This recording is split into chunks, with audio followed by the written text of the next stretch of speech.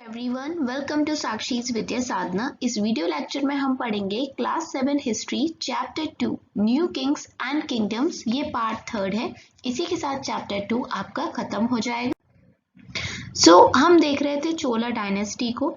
आज बात करेंगे चोला डायनेस्टी के अंदर कैसे एडमिनिस्ट्रेशन किया जा रहा था इनके एम्पायर का। ये how was the administration organised, कैसे एडमिनिस्ट्रेशन को ऑर्गेनाइज्ड किया जाता था।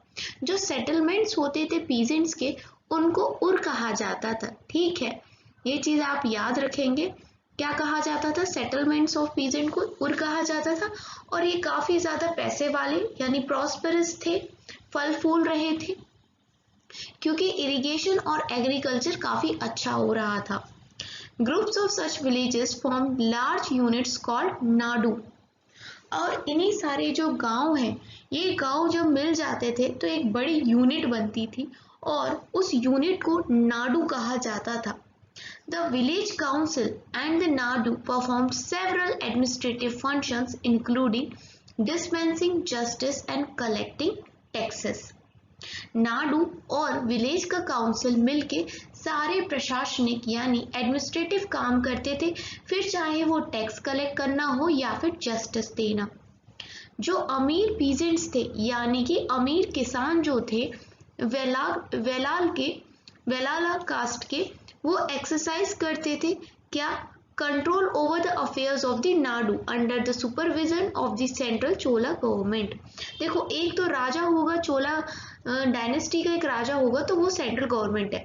लेकिन राजा तो नहीं आएगा ना हर गांव में देखने के लिए क्या चल रहा है क्या नहीं चल रहा है। जैसे पीएम मोदी तो नहीं आते हैं हर जगह, उन्होंने हर स्टेट में एक सीएम बना रखा है। मतलब इसी प्रकार से पावर्स को डिवाइड कर रखा है। वैसे तब भी एडमिनिस्ट्रेशन होता था कि जो रिच पीजेंट्स होते थे वेलाला कास्ट के, वो ही कंट्रोल करते थे। और किसके अंडर में करते थे? चोला सरकार के अंडर में करते थे। जो चोला किंग थे gave some rich land owners the title like Muvendavelan. तो चोला सरकार ने क्या किया था? जो चोला राजा लोग थे उन्होंने कुछ रिच जमींदारों को टाइटल्स दे दिए। कैसे titles? Muvendavelan, a Velan और a peasant serving 3 kings. Velan का मतलब क्या होता है? किसान। ऐसा किसान जो 3 राजाओं को सर्व कर रहा है। एंड ये बाहर देखो, कुछ शब्द ये अलग आपको इसलिए लग रहे हैं क्योंकि ये सदर्न इंडिया की लैंग्वेजेस हैं। ठीक है।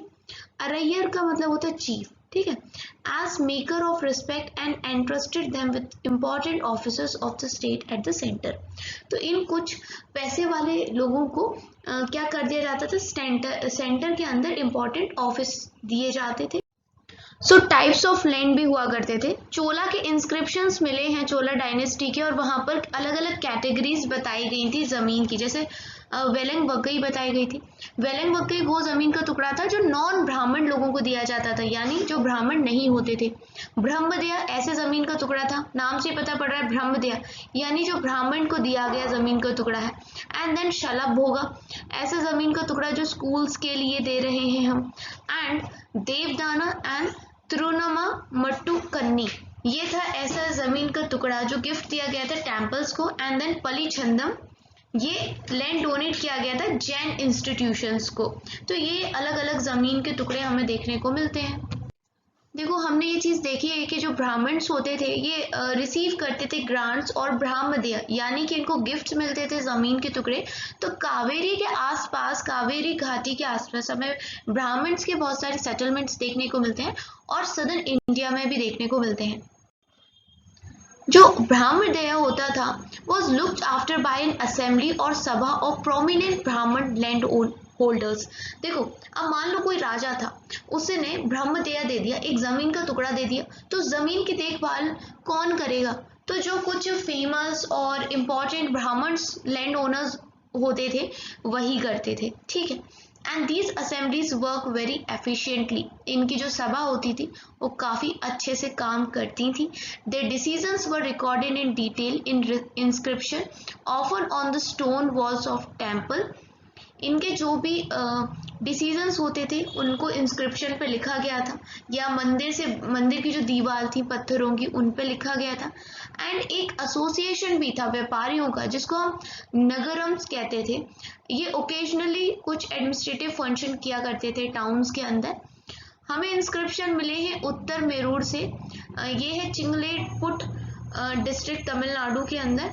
एंड इसके अंदर भी हमें डिटेल पता पड़ती है एक की सभा ऑर्गेनाइज की जाती थी उस जमाने में। एंड सभा के अंदर सेपरेट कमिटीज होती थी, जैसे कुछ कमिटी सिंचाई के काम को देखती थी, कुछ गार्डन के काम को, कुछ मंदिर से रिलेटेड, मतलब अलग अलग समितिज बनाई गई थी। And name of those eligible to be members of these committees were written on a small tickets of palm leaf. These tickets were put into an earthenware pot from which a young boy was asked to take out the tickets one by one for each committee.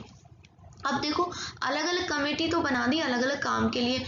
अब इन committee की देखभाल कौन करेगा, तो उसके लिए ना chit बनाई जाती थी, और एक चिट पाम के पत्ते पे बनाई जाती थी और उस पर नाम लिख के एक मिट्टी के बर्तन में डाल दिया करते थे। फिर किसी भी छोटे बच्चे को, लड़के को बुलाते थे, बोलते थे चिट निकालो, एक के बाद एक, और जिसका भी नाम आएगा उसको पहली वाली कमेटी दे दी जाती थी। एंड इसकी तरह होता रहता था। हमारा एक गेम भी तो होता है, बच्चे बहुत सारे ऐसे गेम खेलते हैं ना कि चिट उठाते हैं, फिर चिट में जो भी आता है वो करना पड़ता है। कुछ उसी प्रकार से ये लोग उस टाइम पे करते थे। Now see the inscription and text. तो इंस्क्रिप्शन के अंदर लिखा है कि जो सभा है उसका मेंबर कौन बन सकता है, ठीक है। तो हमें ये इंस्क्रिप्शन मिला है उत्तर मेरूर से। All those who wish to become a member of the सभा should be owners of land from which land revenue is collected.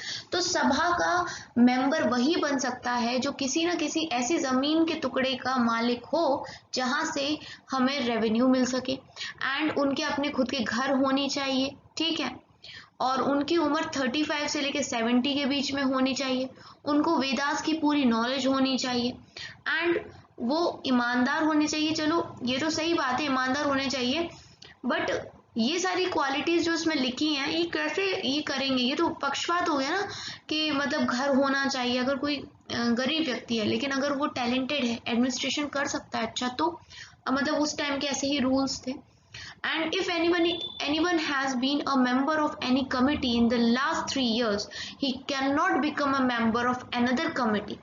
और अगर कोई पिछले 3 साल में किसी कमेटी का मेंबर रहा है तो अब वो मेंबर नहीं बन सकता किसी और कमेटी का। And anyone who has not submitted his accounts and those of his relatives cannot contest the election. ये बड़ी अच्छी चीज़ है कि अगर किसी ने अपने अकाउंट्स के बारे में नहीं बताया, अपने तो छोड़ो अपने रिलेटिव्स के अकाउंट्स के बारे में नहीं बताया, तो फिर वो इलेक्शन नहीं लड़ सकता। ये चीज़ बहुत अच्छी है और मुझे लगता है ये अपने यहाँ पर भी होनी चाहिए ना, अच्छे से इम्प्लीमेंट होनी चाहिए। वैसे ज़्यादातर जो इंस्क्रिप्शंस होते हैं वो राजा या फिर जो पावरफुल आदमी होते हैं उनके बारे में बताते हैं, लेकिन यहाँ पर पेरिया पुराणम से हमें जो 12th सेंचुरी का तमिल वर्क है उससे आम आदमी और औरत की लाइफ्स के बारे में जानने को मिलता है। आप इसे रीड करिए, देखिए कि मतलब कि जो अदानूर एक जगह है उसके जो आउटस्कर्ट्स हैं एकदम बाहर, वहाँ पर लोग रहते थे। इनको आउटकास्ट कहा गया है ब्राह्मण्स के द्वारा, और लेबर का ये काम करते थे। इनके जो झोपड़ियों में ये रहते थे, इनके काले काले जो बच्चे हैं, ऐसा इसमें लिखा है, मैं नहीं बोल रही हूँ, डार्क चिल्ड्रन। उन्होंने हाथ में ब्रेसलेट्स पहन रखा है ना, लोहे का ब्रेसलेट, अब सोने का मत समझ लेना, ठीक है। ब्लैक आयरन का जो ब्रेसलेट है वो पहना है, घूम रहे हैं, छोटे छोटे पपीज घूम रहे हैं। यहाँ पर रेड क्रेस्टेड जो कॉक्स होती हैं वो अपनी बांग लगा के इनको जगाती हैं। तो कुछ इस प्रकार की दिनचर्या है। एक औरत है, फीमेल वर्कर है, जो काम करने जा रही है और अपने बच्चे को सुला रही है, तो शीट ऑफ लेदर पे सुला रही है। यहाँ पर मैंगो ट्रीज हैं जिनकी टहनियों से ड्रम्स लटके हुए हैं। तो कुछ इस प्रकार से एक दृश्य दिखाने की कोशिश की जा रही है कि आम आदमी या औरत उस टाइम पे कैसे रहते थे। China under the Tang dynasty, यहाँ पर बताया गया है कि चाइना के अंदर एक एम्पायर स्टैब्लिश्ड हुआ था टैंग डायनेस्टी के नाम से, जो कि 300 साल तक पावर में रहा था। एंड इसकी कैपिटल थी जिंगएंग, और ये एक लार्जेस्ट सिटी भी थी पूरे वर्ल्ड की अगर बात करी जाए, जहाँ पर तुर्क ईरान के लोग, इंडिया, जापानीज और कोरियन लोग भी गए थे। और जो टैंग एम्पायर थी उसको एडमिनिस्ट्रेट किया जाता था ब्यूरोक्रेसी के द्वारा। एंड ये ऐसे ही ब्यूरोक्रेट्स नहीं बन जाते थे, इनका एग्जाम होता था and which was open to all who wish to appear for it. मतलब जो भी इस एग्जाम में बैठना चाहते हैं उन सब के लिए ये अवेलेबल था कि आप आ सकते हो, एग्जाम दे सकते हो, ब्यूरोक्रेट बन सकते हो। And the system of selecting official remain in place with some changes till 1911 तक ऐसा ही चलता रहा। इसी के साथ अपना चैप्टर खत्म होता है। मिलती हूँ चैप्टर 3 में, जिसके अंदर हम पढ़ेंगे दिल्ली सल्तनत के बारे में। Thanks for watching Sakshi Vidya Sadhana.